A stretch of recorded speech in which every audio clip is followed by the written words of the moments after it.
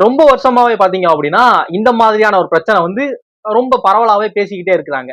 என்னது அப்படின்னா பிரைவேட் ஸ்கூல்ஸ்ல வந்து ஃபீஸ் அதிகமா சார்ஜ் பண்றாங்க அப்படிங்கிற மாதிரி பேரண்ட்ஸ் சைட்ல இருந்தும், பிரைவேட் ஸ்கூல்ஸ் சைட்ல இருந்து என்ன சொல்றாங்க அப்படின்னா, நாங்க இவ்வளவு எங்க ஸ்கூல்ல வந்து இவ்வளவு அம்யூனிட்டிஸ் வச்சிருக்கோம், அதுக்கேத்த ஒர்த் எங்க ஸ்கூல்ல இருக்கு அப்படிங்கிறப்ப நாங்க இவ்வளவு சார்ஜ் பண்றது தப்பு இல்லையே அப்படிங்கிற மாதிரி சொல்றாங்க. இன்னொரு பக்கம் ஒரு எல்கேஜி யூகேஜி படிக்கிற பையனுக்கு 1 lakhா அரௌண்ட் 1 lakhா அப்படிங்கிற மாதிரியான கேள்விகளும் பேரண்ட்ஸ் மத்தியில இருக்கு. இதெல்லாம் கண்ட்ரோல் பண்றதுக்கோ கவர்மெண்ட் எதுவும் நடவடிக்கை எடுக்க முடியாதா? ஏன்னா பிரைவேட் ஸ்கூல் அப்படிங்கிறப்ப கவர்மெண்ட் இதுல முழுசா தலையிடவே முடியாதா அப்படிங்கிற மாதிரியான கேள்விகள்லாம் வருது. இந்த பிரைவேட் ஸ்கூல் ஏன் இப்படி இருக்காங்க? கவர்மெண்ட் இதுல வந்து இன்வால்வ் ஆக முடியுமா முடியாதா? பேரண்ட்ஸ் எந்த மாதிரி ஒரு அவேர்னஸ்க்கு வரலாம் அப்படிங்கிற மாதிரியான ஒரு டீடைல் இன்ஃபர்மேஷன் வீடியோவா தான் இந்த வீடியோ இருக்க போகுது. வீடியோ ஃபுல்லா பாருங்க. வணக்கம், நான் ஆனந்த். பிரைவேட் ஸ்கூல் இது வந்து ரொம்ப நார்மலா நடக்கிறது தான். நம்ம வந்து நம்ம தான் ஒரு சரளமா இங்கிலீஷ் பேச முடியல, ஒரு பிரைவேட் ஸ்கூல்ல படிக்க முடியல, பையன் வந்து அட்வான்ஸா படிக்கட்டும், பொண்ணு அட்வான்ஸா படிக்கணும்னு சொல்லி தன்னோட குழந்தைகளுக்கு வந்து இந்த மாதிரியான வசதிகளை ஏற்படுத்தி கொடுக்கிறது ரொம்ப காமனா எல்லா பேரண்ட்ஸும் யோசிக்கிறது தான். இப்பவே நம்ம பையன் எல்லாம் தெரிஞ்சுக்கிட்டான் அப்படின்னா ஃபியூச்சர் அவனுக்கு நல்லா இருக்கும், ஃபியூச்சர் அவன் ரொம்ப நல்லா இருப்பான், அவனுக்கு எதுவுமே இருக்காது, அவன் நிறைய விஷயங்கள் லேர்ன் பண்ணிக்குவான், அவனால எல்லாம் பண்ண முடியும் அப்படிங்கிற மாதிரி பேரண்ட்ஸ் எல்லாருமே பிரைவேட் ஸ்கூலை நோக்கி போறது, சிபிஎஸ்இ ஸ்கூலை நோக்கி போறது காரணம் இதான். ஓகேவா? இன்னொரு பக்கம் பிரைவேட் ஸ்கூல் சைட்ல இருந்து பாத்தீங்க அப்படின்னா, எங்க ஸ்கூல்ல வந்து நாங்க வந்து அவ்வளவு சேஃப்டி மெஷர்ஸ் இருக்கோம், சிசிடிவி கேமரா வச்சிருக்கிறோம், ஸ்கூல் ஒவ்வொரு கிளாஸ் ரூம்லயுமே ஏசி கிளாஸ் ரூம்ஸ் இது பண்ணிருக்கோம், ஸ்மார்ட் கிளாஸ் வச்சிருக்கோம், ஏஐ டெக்னாலஜி யூஸ் பண்றோம், லேப் ஃபெசிலிட்டிஸ் அட்வான்ஸ்டா இருக்கு, ஸ்விம்மிங் பூலு, வேனு அப்படி இப்படின்னு சொல்லி எங்க ஸ்கூலே வந்து ஒரு இன்டர்நேஷனல் ஸ்டாண்டர்ட்ல இருக்கு அப்படிங்கிற மாதிரி அவங்க ஃபிக்ஸ் பண்றாங்க. அப்படிங்கிறப்ப அப்போ உண்மையாவே பிரைவேட் ஸ்கூல் ஃபிக்ஸ் பண்றதுதான் ரேட்டா? நம்ம ரீசெண்டா கூட திருநெல்வேலியில ஒரு ஸ்கூல் பார்த்தோம். அந்த ஸ்கூல்ல வந்து அந்த பேரண்ட்ஸ் கேட்கிறாரு, சார் ஃபீஸ் ஏதாவது குறைக்க முடியுமா அப்படின்னா, இல்ல முடியாது, இதே வரிசையில கடைசியா ஒரு ஸ்கூல் இருக்கு, அங்க போய் எனக்கு கேளுங்க, எங்களால அது பண்ண முடியாது அப்படிங்கிற மாதிரி பேசுறாங்க. அப்போ பிரைவேட் ஸ்கூல் வந்து உன்னால ஃபீஸ் கட்ட முடிஞ்சா இங்க வா, இல்லனா இங்க இங்க வராத, பிரைவேட் ஸ்கூல் நோக்கி வராத அப்படிங்கிற மாதிரி இப்படி பேச முடியுமா? இது கவர்மெண்ட் சைடுல இருந்து எந்தவித நடவடிக்கை எடுக்க முடியாதா அப்படின்னா அதெல்லாம் முடியும். இதுக்கு ஒரு ஒரு கமிட்டியே இருக்கு. தமிழ்நாடு பிரைவேட் ஸ்கூல் ஃபீ டிட்டர்மினேஷன் கமிட்டி அப்படிங்கிற ஒரு கமிட்டி இருக்கு. இந்த கமிட்டி என்ன பண்ணுவாங்க அப்படின்னா, இது வந்து ரொம்ப வருஷமாவே இந்த புகார் இருக்கு, பிரைவேட் ஸ்கூல்ஸ்ல ஃபீஸ் வாங்குறாங்க, அதிகமா வாங்குறாங்க அப்படின்னு. இதை வந்து கண்காணிக்கிறது கமிட்டி இருக்கு. இந்த கமிட்டி கிட்ட வந்து நீங்க புகார் தெரிவிக்கிறீங்க, இந்த மாதிரியான இந்த ஸ்கூல்ல வந்து ஃபீஸ் அதிகமா வாங்குறாங்க, இவ்வளவு பே பண்றோம் அப்படிங்கிற மாதிரி ஆதாரத்தோட நீங்க அவங்களுக்கு அனுப்புற பட்சத்துல அவங்க அந்த ஸ்கூல்ல வந்து இன்ஸ்பெக்ஷன் பண்ணி ஸ்கூல் மீத துறை ரீதியா நடவடிக்கை எடுத்து கோர்ட் வந்து அதுல தலையிட்டு சில மாசத்திலேயோ இல்ல சில வாரத்திலேயோ நீங்க எக்ஸ்ட்ரா பே பண்ண அந்த ஃபீய அவங்க வந்து உங்களுக்கு ரிட்டர்ன் பண்ணுவாங்க. இது ரைட்டா? இன்னொன்னு பக்கம் பாத்தீங்க அப்படின்னா, இதுக்கு வந்து யாரும் முன் வர்றது கிடையாது. இந்த மாதிரியான பிரச்சனை இருக்கு அப்படிங்கிறப்ப யாரும் முன் வர்றது கிடையாது. ஏன்னா இவ படிக்கிறப்பதான் இப்படி ஒண்ணு இருக்கா அப்படிங்கிறது எனக்கே தெரியும். எனக்கும் இதுக்கு முன்னாடி தெரியாது. இப்படி ஒரு அமைப்பு இருக்கு, பிரைவேட் ஸ்கூல்ஸ் இது பண்றதுக்கு ஒரு அமைப்பு இருக்கு அப்படிங்கிறது தெரியும். இன்னொன்னு, நம்ம இப்படி ஓப்பனா போய் புகார் தெரிவிச்சு ஸ்கூல் மேல நடவடிக்கை எடுத்து நம்ம போராட்டம் பண்ணி நம்ம ஒரு மாஸ் பிஜிஎம்மோட மாஸ் காட்டியதா உணர முடியுமான்னு கேட்டா அது முடியாது. ஏன் அப்படின்னா இதெல்லாம் சட்டத்துல இடம் இருக்கு, இதெல்லாம் ஓகே. ஆனா பிராக்டிக்கலா யோசிக்கிறப்ப நம்ம பையனோ பொண்ணோ படிக்கிறாங்க, அந்த ஸ்கூல் கிட்ட நம்ம எப்படி நம்ம இது பண்ணலாம் அப்படின்னா, ரொம்ப சுமூகமா ஒரு அமைதியான முறையில வந்து கொஞ்சம் ஃபீஸ குறைக்க பாருங்க, என் பையன் அத்தனை வருஷமா இங்க படிக்கிறான், அடுத்து இன்னொரு பையனை இங்க தான் சேர்க்க போறேன், இத்தனை வருஷமா என் பையங்க படிக்கிறாங்க அப்படிங்கிறப்ப நீங்க ஃபீஸ் எங்களுக்கு ஏதாவது கொஞ்சம் ரிடக்ஷன் பண்ணணும் அப்படிங்கிற மாதிரி ஒரு ரிக்வஸ்டா தான் வைக்க முடியுமே தவிர, ஓ நீங்க இவ்வளவு வாங்குறீங்களா, நான் கண்டிப்பா நான் வந்து இதுக்கான கமிட்டி கிட்ட போவேன், அப்படி நான் லீகலா நான் பாத்துக்குவேன், அப்படி இப்படின்னு சொல்லி போனோம்னா கண்டிப்பா அடுத்தடுத்து அத்தனை இனி பல வருஷங்கள் நம்ம பையங்க குழந்தைங்க படிக்கணும் அப்படிங்கிறப்ப அவங்க நம்மளை வந்து அவ்வளவு ஈஸியா விட மாட்டாங்க. ஏதாவது வழியில டார்ச்சர் பண்ணிக்கிட்டே தான் இருப்பாங்க. அது வந்து ரொம்ப காமன் நடக்கிறது தான். ஓகேவா? இன்னொன்னு, இப்போ இந்த இந்த ஃபீ கமிட்டி இருக்குல்ல, தமிழ்நாடு பிரைவேட் ஸ்கூல் ஃபீ டிட்டர்மினேஷன் கமிட்டி, அப்போ எவ்வளவுதான் அவங்க ஃபிக்ஸ் பண்ணிருக்காங்க? ஏன்னா எங்க ஊர்ல ஒண்ணு வாங்குறாங்கப்பா, எங்க சொந்தக்காரங்க ஊர்ல வேற ஒண்ணு வாங்குறாங்க, இது என்னதான் ஃபிக்ஸ் பண்ணிருக்காங்க ஏன் அப்படிங்கிற மாதிரி கேட்டீங்க அப்படின்னா அதுவும் வேரி ஆகுது அப்படிங்கிறாங்க. ஒவ்வொரு ஸ்கூலை பொறுத்து வேரி ஆகும் அப்படிங்கிறாங்க. இப்ப நம்ம இருக்கிற இடம் வந்து ஒரு வில்லேஜ் ஏரியா, வில்லேஜ்ல ஒரு பிரைவேட் ஸ்கூல் இருக்கு, ஒரு மெட்ரிகுலேஷன் ஸ்கூல் இருக்கு அப்படின்னா அந்த ஸ்கூலோட எம்ஆர்பி இவ்வளவுதான் அந்த ஸ்கூலுக்கு நீங்க வாங்கணும் அப்படிங்கிற மாதிரி அந்த கமிட்டி வந்து ஒரு ஃபிக்ஸ் பண்ணிருப்பாங்க. இதான் அந்த இதோட ஒரு MRP rate, maximum retail price மாதிரி ஒரு ஃபிக்ஸ் பண்ணியிருப்பாங்க. இதுவும் சென்னையில இருக்கக்கூடிய ஒரு ஸ்கூலோட ரேட்டும் வேரி ஆகும். ஏன்னா அந்த ஸ்கூல் இருக்கக்கூடிய அந்த லொகேஷனோட லேண்ட் லேண்டோட பிரைஸ், அங்க இருக்கக்கூடிய செலவுகள் அதுக்கேத்த மாதிரி அவங்க ஃபீஸ் ஃபிக்ஸ் பண்ணுவாங்க. பெட்ரோல் ரேட்டு, அங்க இருக்கக்கூடிய மார்க்கெட் பிரைஸ் இதெல்லாம் கனெக்ட் பண்ணி அவங்க அந்த ஸ்கூலுக்கு ரைட் சென்னை லொகேஷன்ல இந்த மாதிரியான லொகேஷன் ஒரு மெயினான இடத்துல இப்படி ஒரு ஸ்கூல் இருக்கு. இந்த ஸ்கூலுக்குள்ள இவ்வளவு ஸ்டாண்டர்ட்ஸ் இருக்கு. இவ்வளவு அம்யூனிட்டிஸ் வச்சிருக்காங்க. அங்க இன்ஃப்ராஸ்ட்ரக்சராவே இவ்வளவு விஷயங்கள் அப்டேட் வச்சிருக்காங்க. இவ்வளவு ஸ்டாண்டர்ட்ல இருக்கு அப்படிங்கிறப்ப அதுக்கு ஒரு பிரைஸ் ஃபிக்ஸ் பண்ணுவாங்க. அங்க ஃபிக்ஸ் பண்ற சென்னையில ஃபிக்ஸ் பண்ற ரேட்டும் இங்க கிராமத்துல ஃபிக்ஸ் பண்ற ரேட்டும் ஒண்ணா இருக்காது. அதை நம்ம போட்டி போடவே முடியாது. அங்க வேற இங்க வேற. ஓகேவா? இப்ப நம்ம எதோட நம்ம வந்து இது பண்ணலாம், ஒரு நம்ம லீகலா இந்த கமிட்டிட்ட புகார் தெரிவிக்கலாம் அப்படின்னா, இப்போ ஒரு ஒரு வில்லேஜ்ல இருக்கக்கூடிய ஒரு ஸ்கூலோட ஒரு எம்ஆர்பி வந்து அவங்க வந்து 30,000 வச்சிருக்காங்க வச்சுக்கோங்க. 30,000 தான் வச்சிருக்காங்க அப்படிங்கிற பட்சத்துல 30,000 தாண்டி அவங்க போறாங்க அப்படின்னா நீங்க கம்ப்ளைண்ட் பண்ணலாம்.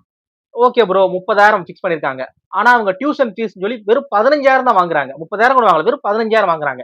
அப்படி வாங்கிட்டு ஸ்கூல்லாம் ஜாயின் பண்ணதுக்கு அப்புறம் uniform fee, sports fee, swimming fee, annual fee, annual day அந்த ஃபீ, அப்புறம் ட்ரெஸ் கோடுக்கான ஃபீ, நோட் புக் ஃபீ, உங்க பையனுக்கான karate class, martial arts, boxing class இப்படின்னு சொல்லி ஃபீஸ் அடிக்கிட்டே போறாங்களே, வேன் ஃபீஸ் அப்படின்னு சொல்லி அடிக்கிட்டே போறாங்களே, இதெல்லாம் நம்ம அதுல கொண்டு வர முடியாதா?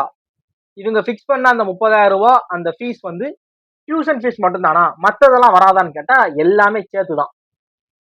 கவர்மெண்ட் சொல்றது என்ன அப்படின்னா, பிரைவேட் ஸ்கூலுக்கு கொடுக்கிற அட்வைஸ் என்ன அப்படின்னா, நீங்க வச்சிருக்கிற அந்த ஸ்டாண்டர்ட் நீங்க இருக்கக்கூடிய அந்த லொக்காலிட்டியை பொறுத்து இவ்வளவு நீங்க வாங்கிக்கோங்க, அவ்வளவுதான். அதை தவிர்த்து எக்ஸ்ட்ரா வாங்குறாங்க அப்படிங்கிறது நடைமுறையில உண்மை நடந்துகிட்டு தான் இருக்கு, பார்த்துக்கிட்டு தான் இருக்கிறோம் எல்லாரும். ஓகேவா?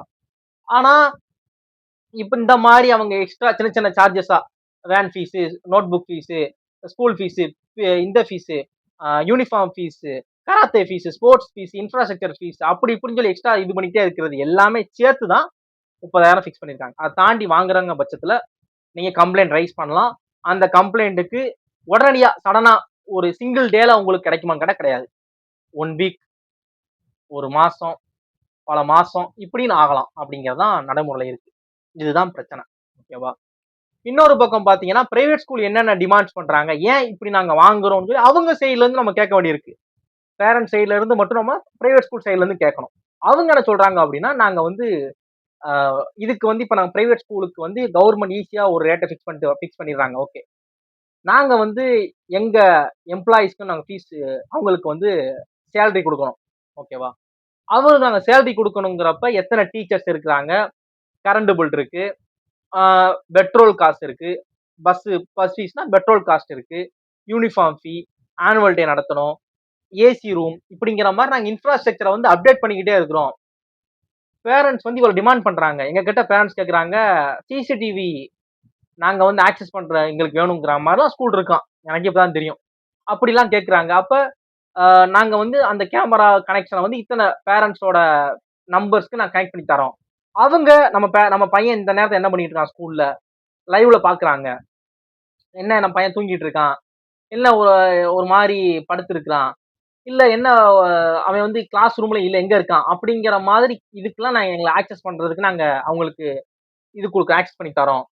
உடனே அவங்களுக்கு ஃபோன் பண்ணிடுறாங்க, சார் பையன் கிளாஸ்ல காணோம், என்னாச்சு, எங்க இருக்கான் அப்படிங்கிற மாதிரி கொஸ்டின் பண்றாங்க டீச்சர்ஸ்க்கு ஃபோன் பண்ணி. அவங்க இல்ல மேம் யூரின் போயிருக்கான், ரெஸ்ட் இப்படி எல்லாம் நாங்க இன்டராக்ஷன் பண்ணிக்கிறோம் அப்படிங்கிறாங்க. இன்னொன்னு பேரண்ட்ஸ் வந்து எங்க கிட்ட வந்து நிறைய டிமாண்ட்ஸ் வைக்கிறாங்க, சேஃப்டி மெஷர்ஸ் யோசிக்கிறாங்க. இப்போ ஒரு கேஜி படிக்கிற பையன் இருக்காங்கன்னா அவனுக்கு சாப்பாடு ஊட்டி விடுறதுக்கு ஒரு ஒரு ஒரு ஒரு ஒரு ஒருத்தவங்கள இது பண்ணணும். ஒரு டீச்சர் நான் டீச்சர்ஸ் ஒரு டீச்சர்ஸ் கிடையாது, ஒரு நாணி மாதிரி ஒரு ஆள் அப்படிங்கிறாங்க. நாணிங்கிறது எனக்கு தெரியாது, இப்பதான் தெரியும். ஒரு ஆயம்மா மாதிரி ஒருத்தவங்க வச்சுக்கோங்களேன், அவங்களுக்கு ஊட்டி விடுறதுக்கு ஒரு பையன் வச்சுக்கணும். சப்போஸ் அவங்க யூரின் போயிட்டாங்க இல்ல மோஷன் போயிட்டாங்க அதை கழுவி விடுறதுக்கு இதுக்கு ஒரு ஆள் வேணும். சப்போஸ் சின்ன பையன் வாமிட் பண்ணிட்டானா அதை கிளீன் பண்றதுக்கு இப்படிங்கிற மாதிரியான இதுக்கெல்லாம் நாங்க ஒரு ஆளை போடணும். அப்படி இருக்கு. அது மாதிரி அவங்க கரெக்டா ஸ்கூல்ல இருந்து பஸ் ஏற்றி விட்டு பஸ்ஸை இறக்குறதுக்கு ஒரு ஆள் இப்படிங்கிற மாதிரிலாம் நிறைய நாங்க விஷயங்கள் வச்சிருக்கோம். அதுக்கேற்ற சார்ஜஸ் தான் நாங்க ஃபிக்ஸ் பண்றோம் அப்படிங்கிற மாதிரி பிரைவேட் ஸ்கூல் சைட்ல இருந்து ஒண்ணு பண்றாங்க. சரி, ஓகே. இப்போ பிரைவேட் ஸ்கூல் இப்படிலாம் நாங்க இவ்வளவு பண்றதுனால எங்களை அது தேடி மக்கள் வராங்க அப்படிங்கிற மாதிரி சொல்றாங்க. மக்கள் வந்து ஃபீஸ் இவ்வளவு அதிகமா வாங்குறாங்க, ஒரு அளவு இருக்குல்ல, ரொம்ப அதிகமா வாங்குறாங்க அப்படிங்கிற மாதிரி சொல்றாங்க. இது ரெண்டுக்குமே நம்ம சொல்லியாச்சு. பிரைவேட் ஸ்கூலுக்குன்னு கவர்மெண்ட்ல இருந்து சில விஷயங்கள் கொடுக்குறாங்க, சில ப்ரிவிலேஜஸ் கொடுக்குறாங்க. அது என்னன்னா அப்படின்னா, இப்போ எந்த பிரைவேட் ஸ்கூலுக்குமே ஜிஎஸ்டி கிடையாது. ஓகேவா? நீங்க ஃபீஸ் வாங்குறீங்கல்ல, அதுல 18% ஜிஎஸ்டி நாங்க கட்டுறோம். எதுவுமே கிடையாது. அவங்க வாங்குற அந்த ஃபீஸ் அமௌண்ட்ட வச்சு நீங்க ஸ்கூல ஃபர்தரா எப்படி ரன் பண்ணலாம் அப்படிங்கிறதுக்கு யூஸ் பண்ணிக்கோங்க. ஜிஎஸ்டி கட்ட வேணாங்கிறாங்க. இன்னொன்னு அ ஒரு ஒரு ஒரு அந்த ஒரு ஸ்கூல் கட்டுறாங்க. அந்த ஸ்கூலுக்கான அங்கீகாரம் கிடைக்குது. அந்த ஸ்கூலோட அந்த ஒரு ஒரு பில்டிங் அந்த ஸ்கூலா பார்க்கிறப்பவே அது ஒரு சேவை மனப்பான்மையில போகுது. அது வந்து ஒரு ஒரு சர்வீஸா ஒரு எஜுகேஷன் சர்வீஸா பார்க்குறாங்க அப்படிங்கிறப்ப அதுக்கான சில விஷயங்கள் பண்றாங்க. இன்னொன்னு ஆர்டிஇ அப்படிங்கிற மாதிரி ஸ்கீம் இருக்கு. ரைட் டு எஜுகேஷன் ஆக்ட் 2009 அப்படிங்கிற மாதிரி ஒண்ணு சொல்றாங்க. இது மூலியமா ஒரு பிரைவேட் ஸ்கூல்ல ஏழை மாணவனும் படிக்கணும் அப்படிங்கிற நோக்கத்தோட ஒரு அந்த ஸ்கூல் நியர்பைல இருக்கக்கூடிய ஏதாவது ஒரு ஏழை குடும்பம் வந்து அந்த பையனை சேர்க்கிறாங்க அப்படிங்கிற பட்சத்துல அந்த பையனோட ஃபீஸ்ல 25% வந்து கவர்மெண்ட் கொடுக்குமா. இப்படியும் ஒரு ஸ்கீம் இருக்கு. எத்தனை பேருக்கு தெரியும்னு தெரியல. பிரைவேட் ஸ்கூல்ல போய் இந்த மாதிரி ஒரு ஸ்கீம்ல என் பையனை நான் சேர்க்கணும் அப்படின்னீங்கன்னா உங்களோட ஃபீஸ உங்க பையனுக்கான கட்டணத்தை கவர்மெண்ட் ஏத்துக்கும். இது வந்து டியூஷன் ஃபீஸ் மட்டும். மற்றபடி அந்த வேன் ஃபீஸ், யூனிஃபார்ம் ஃபீஸ் இதெல்லாம் தனி. அந்த டியூஷன் ஃபீஸ்ங்கிற அந்த ஒரு பர்சன்டேஜ் அமௌண்ட்டை வந்து கவர்மெண்டே பே பண்ணும் அப்படிங்கிறாங்க.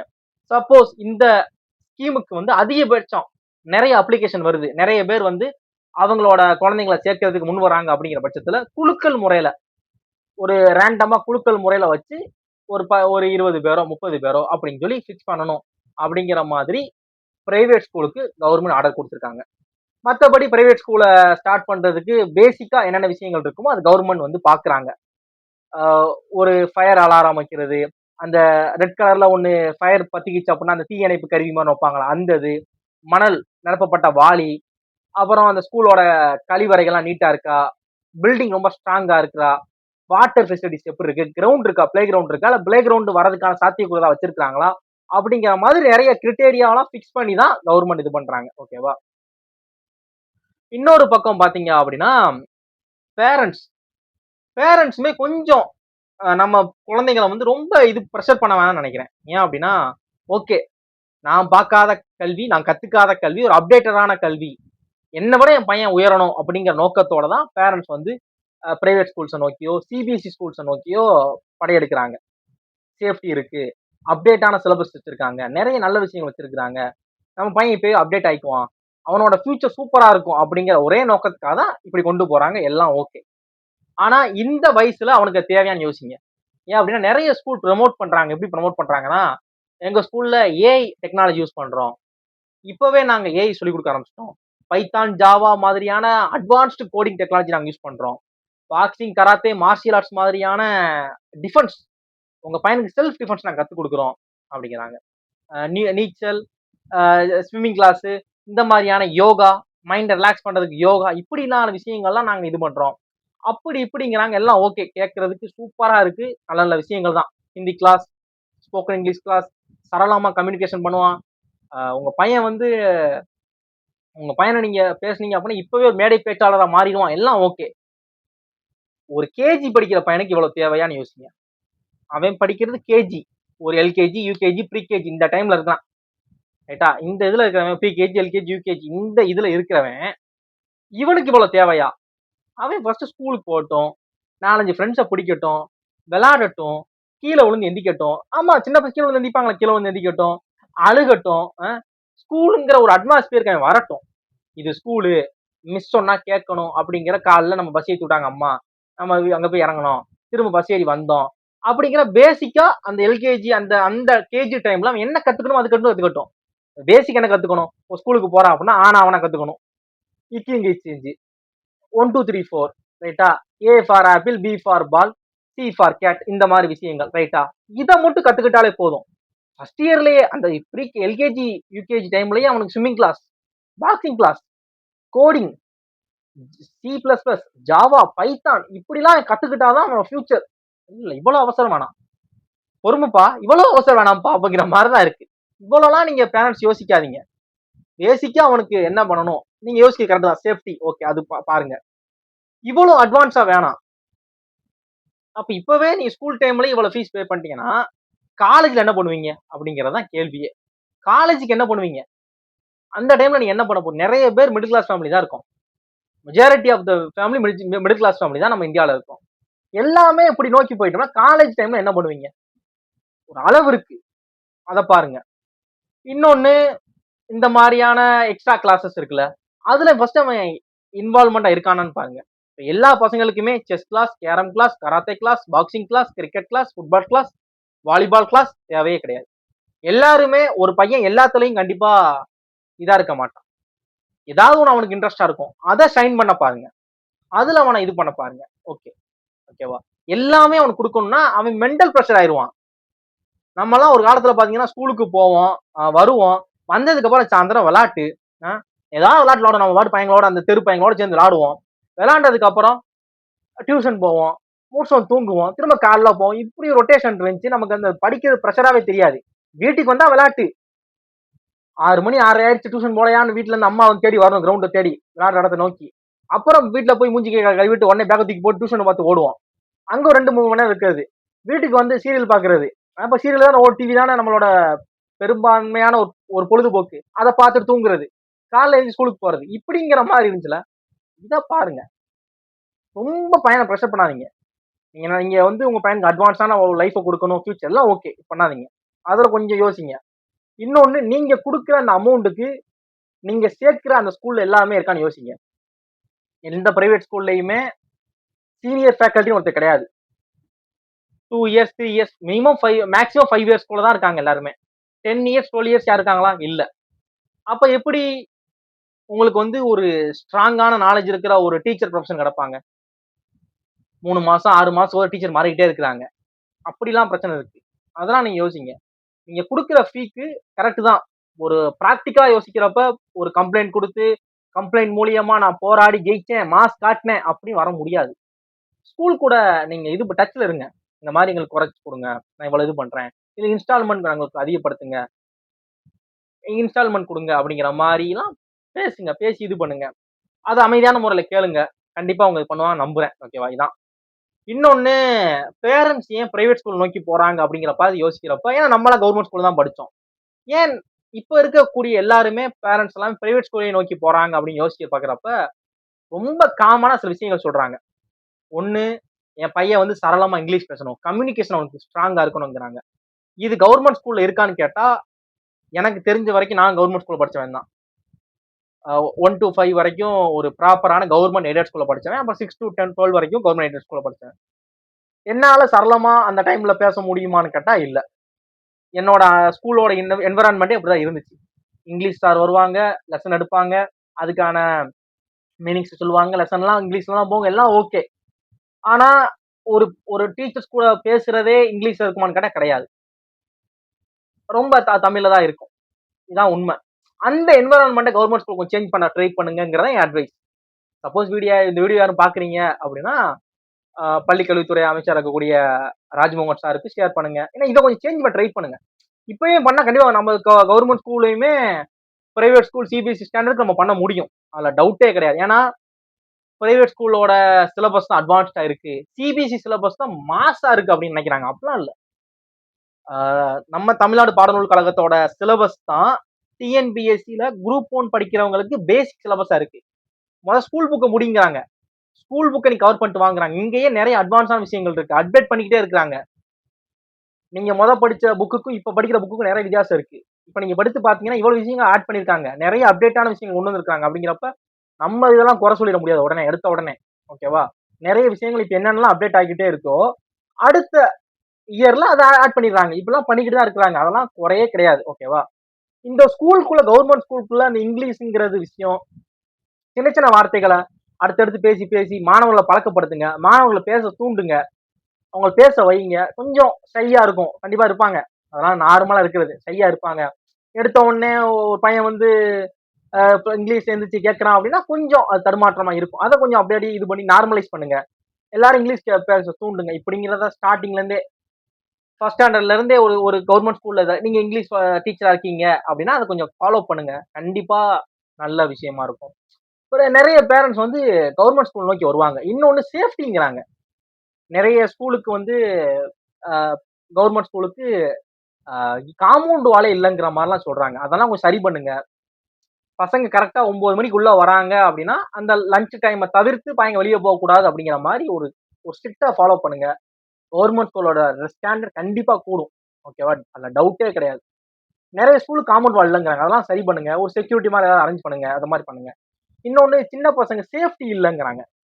சின்ன பசங்க ஏதாவது ஒரு வாமிட் பண்ணிட்டாங்க, first standard to fifth standard vomit பண்ணிட்டாங்க, இல்லை யூரின் போயிட்டாங்க, இல்லை லோ மோஷனே போயிட்டாங்க அப்படின்னா அதை வந்து சரி பண்றதுக்கு கவர்மெண்ட் ஸ்கூல்ல ஆள் கிடையாது அப்படிங்கிற மாதிரி சொன்னாங்க. அதை கொஞ்சம் கவர்மெண்ட் ஸ்கூல்ல இருக்க ஸ்டாஃப்ஸ் பாருங்க, கவர்மெண்ட் எய்டட் ஸ்கூல்லையும் பாருங்க, அதெல்லாம் கொஞ்சம் சரி பண்ணுங்க. கண்டிப்பா பேரண்ட்ஸ் எல்லாமே திரும்ப கவர்மெண்ட் ஸ்கூல் நோக்கி வருவாங்க, வரணுங்கிறதா என் நோக்கம். ஓகேவா?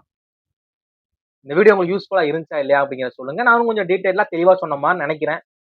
வேற ஏதாவது டாபிக்கை பத்தி பேசணும் அப்படின்னா கமெண்ட் பண்ணுங்க, அதை பத்தி நான் பேசுறேன். தேங்க்ஸ் ஃபார் வாட்சிங்.